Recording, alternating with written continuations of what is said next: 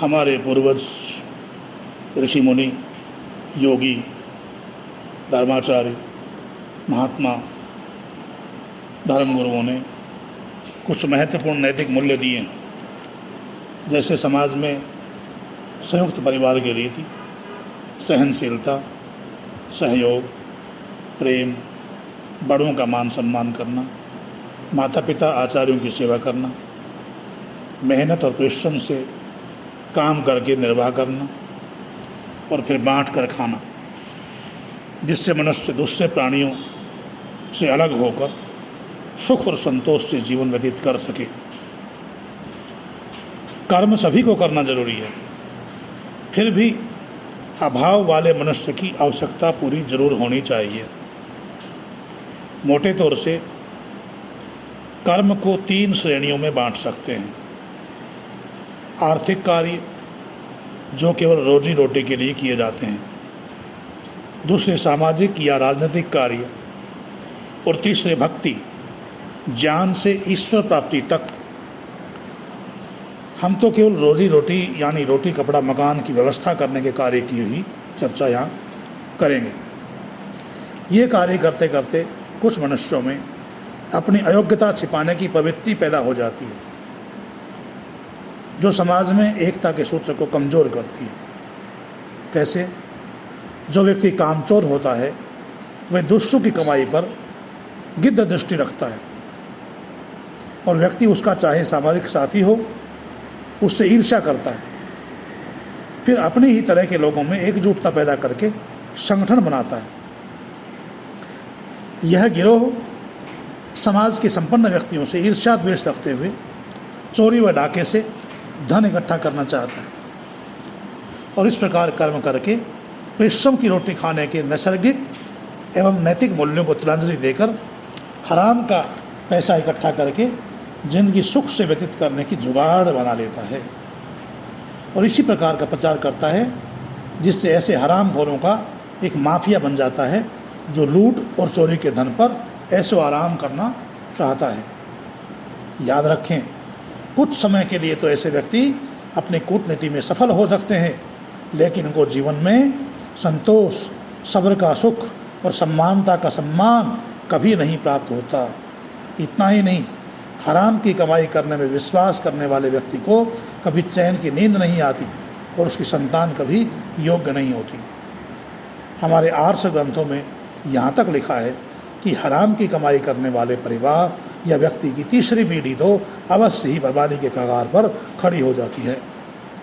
ईर्ष्या व द्वेष ऐसे मनुष्य को खा जाता है जैसे लकड़ी को दीमक खा जाती है। मनुष्य एवं अन्य प्राणियों में 4 कार्यों में स्वभाव से एक रूपता पाई जाती है, यानी 4 कार्य मनुष्यों में और पशुओं में एक जैसे हैं।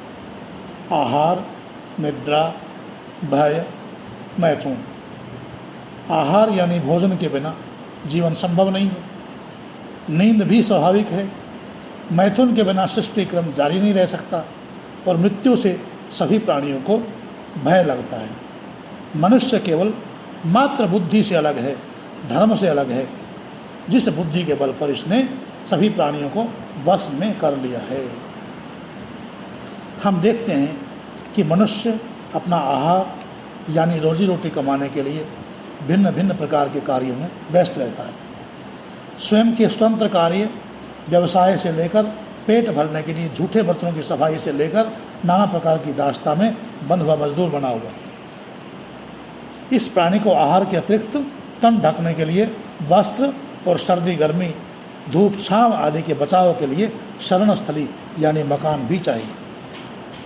समय की करवट के साथ विकासशील होकर मानव ने अपने लिए सुख साधन पैदा करने के अलावा भोग विलास के भी अनेकों प्रकार के साधन बना लिए, जिसके कारण मनुष्य एक दूसरे से भिन्न नजर आने लगा है।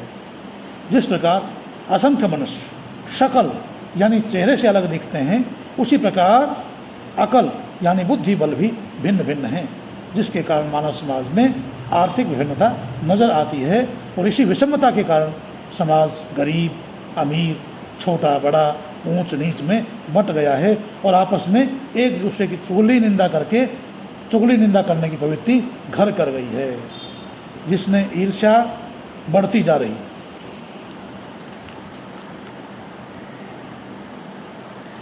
जिससे ईर्ष्या बढ़ती जा रही है। मनुष्य समाज में आज इतनी कटुता बढ़ गई कि भाई भाई का दुश्मन, पिता पुत्र का वैरी और धार्मिक संप्रदायों में असहिष्णुता के कारण खून खराबा हो रहा है। इन बुराइयों से बचा कैसे जाए तथा ईर्ष्या द्वेष आदि को छोड़कर कैसे मनुष्य सुखी रहे, इसका उपाय बताते हुए महान योगी महर्षि पतंजलि योग दर्शन में कहते हैं कि आर्थिक व सामाजिक स्तर से अपने समान व्यक्ति से मित्रता करनी चाहिए। स्वयं से धनी अथवा शक्तिशाली को देखकर प्रसन्न होना चाहिए कि वह अपने अच्छे कार्यों से संपन्नता को भोग रहा है। अभावग्रस्त एवं निर्धन व्यक्ति तथा परिवार पर दया व करुणा करनी चाहिए और उसकी यथायोग्य सहायता करनी चाहिए। अधर्मात्मा अथवा अपुण्य आत्माओं को देखकर उनसे राग या द्वेष नहीं करना चाहिए, किंतु उनकी उपेक्षा करनी चाहिए, क्योंकि ऐसे लोगों से लगाव करने से अधर्म आचरण के कार्यों में रुचि उत्पन्न होती है और उस अपुण्यशाली जैसा जीवन व्यक्ति का बन जाता है। द्वेष करने से झगड़े उत्पन्न होते हैं। अपुण्यशाली या पापी अधर्मी लोगों के विषय में भी ये इच्छा रखनी चाहिए कि ये भी अधर्म आचरण को छोड़कर धर्माचरण करें, जिससे इनका दुख दूर हो और ये सुख संपन्न हो जाए। इन उपायों से मन प्रसन्न रहता है। महर्षि पतंजलि के अनुसार ये चित्त की प्रसन्नता के उपाय हैं। सूत्र है मैत्री करुणा मुदितोपेक्षाणाम सुख दुख पुण्यापुण्य विषयाणाम भावनातश्चित प्रसादनम। योग दर्शन 1:33। आज इतना ही। ओम शांति।